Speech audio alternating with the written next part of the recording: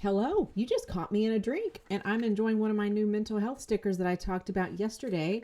Whoops, yesterday in my mental health review. This one says, "Don't believe everything that you think." And I'm trying to post these anywhere that I need the encouragement because my job is to encourage you and to empower you with all the information that you need to have great mental health, especially as a believer in Jesus Christ. So I'm going to give a power packed lesson here in like 3 minutes if I can manage to do that, because some of you guys are telling me you really like the short videos. So here you go. The reason why you don't need to believe everything that you think.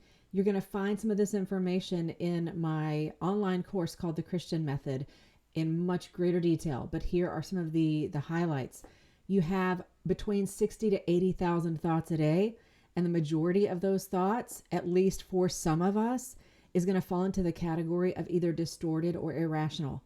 We don't automatically just have clear thoughts unless we are really working on that. And so that's why I say on average 60 to 80 thoughts. Women typically have more because we just produce more words.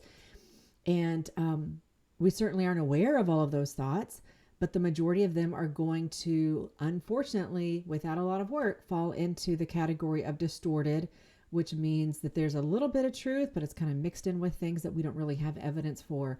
And then fully held irrational, which means that it's like 180 degrees off of reality, and you have very, very little evidence that you are hanging on to, but somehow thinking that it's true. So if our thoughts are coming from that category, we don't want that to turn into an actual belief. We want to learn how to look at our thoughts, learn how to take them captive. That is a biblical concept.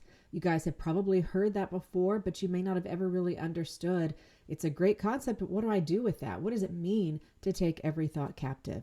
Well, I do talk about that in tremendous amount of detail in my program, but the short version of that is you have to understand what God's word says. There's only one way or one method of taking your thoughts captive, and that is unto the obedience of Christ. That means it's important to know, what does he say on all of these topics that are important to you? What does he say about your mental health? What does he say about having healthy relationships or healthy boundaries?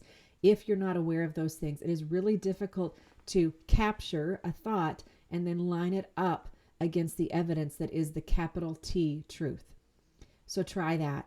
Think about these things that I'm sharing with you. Check out those stickers. And if you are interested at all in finding out more about my program, it doesn't hurt at all to schedule a free 30-minute assessment, and you will at least walk away with more help than you had when you started.